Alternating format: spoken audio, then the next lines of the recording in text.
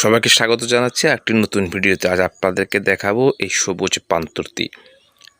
যারা নিশ্চয় দেখছেন তারা বুঝতে পারছেন এটি কোন জায়গার সবুজ প্রান্তর। নিশ্চয় ধরেছেন, এটা হচ্ছে ভারতের কলকাতার ভিক্টোরিয়া মেমোরিয়াল ঢুকতে যে সবুজ প্রান্তর, সেই সবুজ প্রান্তরগুলো আপনারা দেখতে পাচ্ছেন। ছোট ছোট বিভিন্ন প্রজাতির গাছ এখানে আছে এবং এই সবুজ প্রান্তরটা দেখতে আসলে এতটাই মনোমুগ্ধকর, আপনার নয়ন, আপনার মন অবশ্যই ভরে যাবে। যারা এই ভিক্টোরিয়া মেমোরিয়ালে গিয়েছেন তারা নিশ্চয়ই এটি দেখেছেন, আর যারা যাননি অথবা যারা ভবিষ্যতে যাবেন তারা অবশ্যই এই সবুজ চত্বরটি দেখে তারা মুগ্ধ হবেন। আমিও অনেকবার মুগ্ধ হয়েছি, তবে কোনোদিন ভিডিও করিনি। আজ ভিডিওটি করলাম, কারণ এটা দর্শককে দেখাতে চেয়েছিলাম, তাই সবুজ প্রান্তরটি ভিডিও করেছিলাম। যখন ভিক্টোরিয়া মেমোরিয়ালে ঢোকার আগেই কিন্তু এই চত্বরটা দেখবেন। এখানে একটি লেক আছে, কৃত্রিম লেক, এবং অসাধারণ সুন্দর একটি লেক। পানিগুলো এতই স্বচ্ছ, এতই পরিষ্কার, আপনার মন অবশ্যই ভরে যাবে। সবচেয়ে উল্লেখযোগ্য হচ্ছে এখানে এই লেকের পাশে যে ছোট ছোট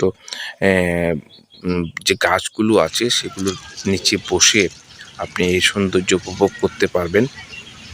আর এটাতে এতটাই সবুজ যে আপনার মন ভরে যাবে। দেখুন, এখানে মানুষ হাঁটছে, ছবি তুলছে, এবং এই যে রাস্তাটি দেখছেন এটা নতুন করে তৈরি করা হচ্ছে। দেখুন কি সবুজ প্রান্তর, মানুষ সেই সবুজ প্রান্তরে কেউ বসে আছে, কেউ হাঁটছে। আমি যখন অবশ্য গিয়েছি তখন ঠিক দুপুর ছিল এবং এতটাই গরম ছিল যে কোথাও বসার আসলে স্থান পাচ্ছি না, মানে গরমে একদম অতিষ্ঠ হয়ে গিয়েছিলাম। তারপরে যতটুকু পেরেছি ততটুকু দেখানোর চেষ্টা করছি। দেখুন কত বড় বড় গাছ, আর এই ছোটো ছোটো গাছগুলো দেখছেন এগুলো খুব সুন্দর, কিন্তু আর সবুজটা এতটাই সবুজ যে আপনাকে অবশ্যই মুগ্ধ করবে। আপনারা যারা কলকাতা বেড়াতে যাবেন তারা অবশ্যই এই ভিক্টোরিয়া মেমোরিয়ালে যাবেন, এবং এই ভিক্টোরিয়া মেমোরিয়ালের পাশেই ভিক্টোরিয়া মেইন গেট দিয়ে ঢুকেই আপনারা এই সবুজ প্রান্তরটি দেখতে পাবেন। দেখুন তার পাশে এই লেকটি, অসাধারণ সৌন্দর্যের ভরা এই কৃত্রিম লেক এটি তৈরি করা হয়েছে।